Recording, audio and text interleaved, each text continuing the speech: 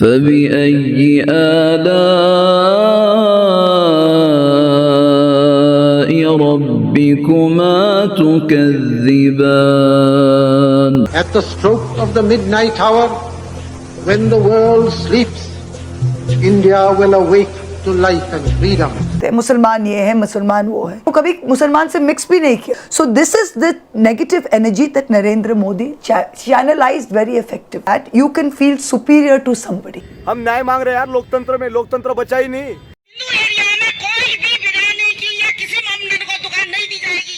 दोस्तों 2014 में बीजेपी के पावर में आने के बाद हमारे प्राइम मिनिस्टर ने कई वादे किए और सपने दिखाए और भारत की आम जनता को लगने लगा कि उन्हें गरीबी, महंगाई, बेरोजगारी, घूसखोरी, टैक्स चोरी, मुनाफाखोरी और ऐसी सैकड़ों परेशानियों से निजात मिलने वाली है. इनके किए गए वादों में विकास, काला धन, किसानों की बेहतर कमाई, जीडीपी, मेक इन इंडिया, विश्व गुरु, jobs, vocal for local, smart city, petrol, diesel, ease of doing business और ऐसी कई बातें शामिल थी. लेकिन 2024 के आते आते इनके वादे और इनकी बातें दोनों ने अपने रंग बदलकर भगवा कर लिया. 2014 में किए गए वादों की ना तो अब खुद सरकार बात करती है, ना ही मीडिया और ना ही अपोजिशन उस तरह से बात कर रहा है जिस शिद्दत से होनी चाहिए. यहाँ तक कि अब तो बॉलीवुड को भी एंटी मुस्लिम हथियार के तौर पर इस्तेमाल किया जा रहा है. ऐसी कई मूवीज बनाई जा रही हैं जो मुसलमानों से नफरत को बढ़ावा दे रही हैं. यहाँ तक तो फिर भी ठीक है. हद तो यह है कि ऐसी मूवीज को खुद प्रधानमंत्री साहब और उनकी पूरी महकमा प्रमोट करने के लिए लगा जाता है. इसी तरह से गलत हिस्ट्री गढ़कर नफरत को इंजेक्ट किया जा रहा है, जिसमें ये दिखाने की कोशिश की जा रही है कि हिंदू और मुस्लिम दोनों अलग अलग कल्चर्स हैं और शुरू से लेकर आज तक हमेशा ये दोनों कल्चर्स लड़ते ही आए हैं. जबकि इसके बिल्कुल उलट अगर सही हिस्ट्री पर नजर डाली जाए तो हिंदुस्तान शुरू से ही सभी कल्चर्स को समेटे हुए सोने की चिड़िया हुआ करता था. बल्कि इंडिया की तो खासियत थी यूनिटी इन डाइवर्सिटी. देश की तरक्की की बात तो दूर, अब भारत को 5000 पीछे धकेला जा रहा है. प्लेसेस ऑफ वर्शिप एक्ट को जिस तरह से जस्टिस चंद्रचूड़ ने कमजोर किया है, तो हर दूसरी मस्जिद के नीचे खुदाई करने के लिए सरकार आमादा है. पूरी कोशिश इस चीज की जा रही है कि महंगाई, बेरोजगारी, लो जीडीपी, एजुकेशन, गंदा पानी, ये इतनी बड़ी परेशानियां ही नहीं हैं, बल्कि फोकस इस पर होना चाहिए कि हिंदू खतरे में है. एक्सपोर्ट के नाम पर अगर बीफ किलिंग हो रही है, बल्कि वर्ल्ड्स लार्जेस्ट बीफ एक्सपोर्टर भी बन गए. लेकिन अगर कोई मुसलमान बीफ के साथ पकड़ा गया तो सिर्फ शक की बिना पर उसका कत्ल कर दिया जाता है, बिना किसी कानूनी झंझट के. गोरक्षकों की ऐसी भीड़ को तैयार किया गया है जो गवर्नमेंट के साथ और कभी कभी तो गवर्नमेंट के ऊपर जाकर भी जुल्म कर रहे हैं. जहां तक पॉलिटिक्स का सवाल है, इंडिया के सबसे बड़ी पॉलिटिकल पार्टी बीजेपी में भी एक भी मुस्लिम एमपी मौजूद नहीं है. यहाँ तक कि यूपी में 4 करोड़ की मुस्लिम पॉपुलेशन होने के बावजूद रूलिंग बीजेपी का एक भी रिप्रेजेंटेटिव मुस्लिम नहीं है. अगर चुनाव की बात करें तो हर बार चुनाव से ठीक पहले अपने आप कई मुसलमानों का नाम वोटर लिस्ट से गायब हो जाता है. इसी के साथ डिलिमिटेशन का इस्तेमाल करके मुस्लिम मेजॉरिटी वोट्स को बांट दिया जाता है. अब तो गवर्नमेंट इतना खुल चुकी है, पुलिस का इस्तेमाल करके मुस्लिम वोटर्स को बंदूक के जोर पर वोटिंग से रोका जा रहा है. इस तरह के कारनामे हर इलेक्शन में हो रहे हैं और बढ़ते ही जा रहे हैं. लेकिन इलेक्शन कमीशन हर बार की तरह इस बार भी खामोश ही है.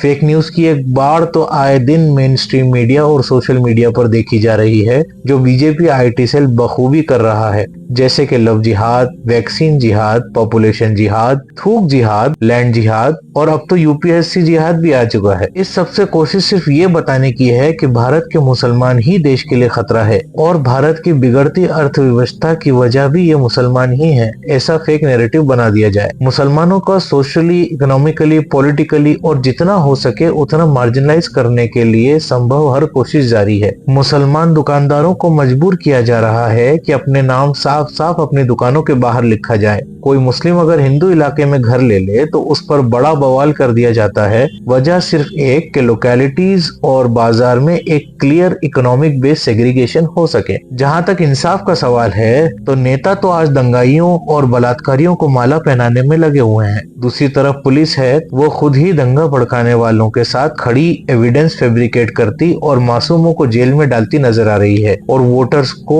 दबाने का काम भी पुलिस ही कर रही है। इसके अलावा एडमिनिस्ट्रेशन से क्या ही उम्मीद लगाई जा सकती है कि जब यही प्रशासन बुलडोजर को लेकर मासूमों के घर तबाह करने में लगा हुआ है। अब आते हैं इंसाफ के लिए आखिरी उम्मीद जुडिशरी पर, लेकिन धीरे धीरे ये नजर आ रहा है कि जुडिशरी का कैरेक्टर भी बदला जा रहा है। फॉर एग्जाम्पल, उमर खालिद को बिना सबूत के UAPA लगाकर 4 सालों से बिना बेल के जेल में डाल रखा है। इसी तरह 8 दिसंबर को इलाहाबाद हाईकोर्ट के जस्टिस शेखर कुमार यादव ने खुलेआम अपने स्पीच में कहा कि देश की मेजॉरिटी कम्युनिटी के मुताबिक ही देश चलेगा। ये सब जो आज इस शिद्दत से मुसलमानों के खिलाफ किया जा रहा है, इसकी वजह है कि जब दूसरी कम्युनिटी आपसे दूरी इख्तियार कर लेगी तभी आप एक कम्युनिटी के लिए झूठ परोस सकेंगे और उसे आसानी से मान भी लिया जाएगा। इसके पीछे पूरी एक स्ट्रेटेजी काम कर रही है जो कि हिटलर के वक्त से ट्राइड एंड टेस्टेड है, और इंडिया के पस मंजर में इसे समझने की कोशिश करेंगे तो एक बात वाज़ेह तौर पर सामने निकल कर आती है कि हिंदुओं में मुसलमानों से डर पैदा करना तो सिर्फ दिखावा है, इसके पीछे का सच तो कुछ और ही है। इस डर को पैदा करने की 2 बुनियादी वजह है। एक तो ये कि 2014 में किए गए वादों को पूरा न कर पाने की नाकामी को छुपाना और उन सब झूठे वादों से पब्लिक के माइंड को डाइवर्ट करना। इस पूरी नाकामी का ठीकरा मुसलमानों के सर फोड़ना, ये एक बहुत बड़ी साजिश है जिस पर आजादी के बाद से ही RSS लगातार काम कर रही है। इस प्लान में 3 स्टेप्स होते हैं। सबसे पहले तो दूसरी कम्युनिटी के लिए एक नफरत का माहौल पैदा किया जाए, उसके बाद उस कम्युनिटी को सोशली और इकोनॉमिकली मेन स्ट्रीम से काट दिया जाए। गोवलकर के सपने के ऐन मुताबिक उसी प्लान पर काम किया जा रहा है और एंड प्रोडक्ट है मुस्लिम मुक्त भारत। यही खेल हिटलर के जर्मनी में यहूदियों के साथ भी हुआ था। पहले उन्हें आइडेंटिफाई किया गया, फिर इकोनॉमिक बायकॉट किया गया,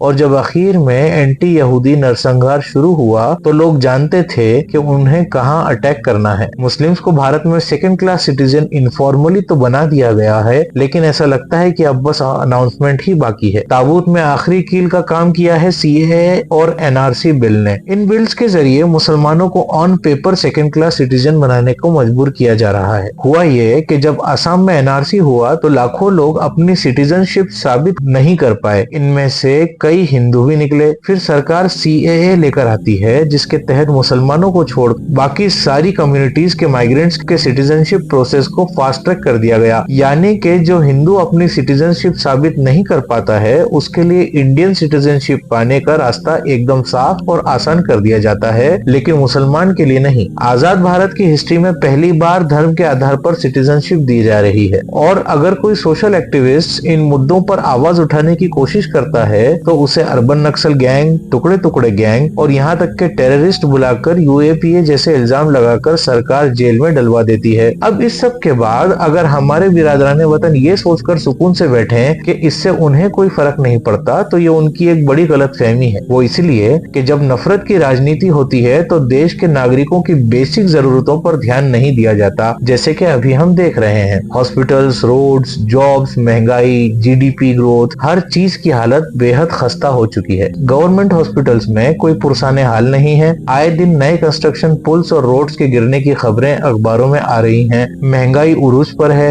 GDP की हालत पहले से ज्यादा खस्ता है। इंडियन यूथ जॉब के लिए परेशान घूम रहा है। हालत यह है 8th पास की क्वालिफिकेशन वाली जॉब के लिए सैकड़ों ग्रेजुएट्स, पोस्ट ग्रेजुएट्स अप्लाई करने पर मजबूर हैं और वहां भी मायूसी ही हाथ लगती है। इसके अलावा ये भी समझना होगा कि नफरत और वायलेंस के माहौल में इंटरनेशनल फंडिंग पर कितना एडवर्स इफेक्ट पड़ता है। कोई इन्वेस्टर ऐसी अनस्टेबल इकोनॉमी में इन्वेस्ट नहीं करना चाहेगा। ग्लोबल लेवल पर इंडिया से बेहतर ऑप्शंस चाइना में ऑलरेडी अवेलेबल हैं और उसकी फॉरेन फंडिंग भी ग्रो कर रही है। डिप्लोमेटिक लेवल पर भी इसका बड़ा खसारा देखने को मिल सकता है, जैसे कि अभी गल्फ कंट्रीज से जो बेहतर रिलेशंस मौजूद हैं, इस सब के बाद वो अपने डिप्लोमेटिक पावर्स का यूज करके इंडिया पर दबाव बना सकते हैं और कई इंडियन वर्कर्स जो वहां जॉब कर रहे हैं उन पर जुल्म करने लग सकते हैं। इन सब बातों का असर पूरी इंडियन इकोनॉमी पर पुरजोर तरीके से पड़ेगा और हर सिटीजन, भले ही वो किसी भी कम्युनिटी से आता हो, उसको इसका खामियाजा भुगतना पड़ेगा। खैर, एंड सबका आता है। हिटलर का भी आखिर में क्या हश्र हुआ ये सभी के सामने है। अब भी वक्त है, इसे रोका जा सकता है, फिर वही खूबसूरत हिंदुस्तान बनाया जा सकता है। इसके लिए सिर्फ एक काम करें,